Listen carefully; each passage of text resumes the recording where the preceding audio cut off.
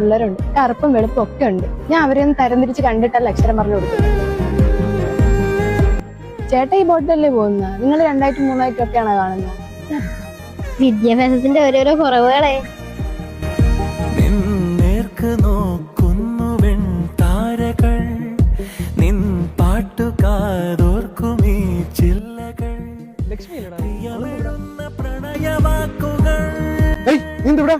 അത് സ്കൂളിലെ 2ാം ക്ലാസ്സിലെ പിള്ളേർക്ക് ഈ മീനിൽ എത്ര മുള്ളുണ്ടെന്ന് സെർച്ച് ചെയ്യാൻ ഇങ്ങനെ മീൻ വാങ്ങിക്കാം. ഏത് മീൻ? ചാള ചാളെ അല്ല, ചൂര, വലിയ ചൂര. വാളയും ചൂരൊക്കെ ഞാൻ വീട്ടിൽ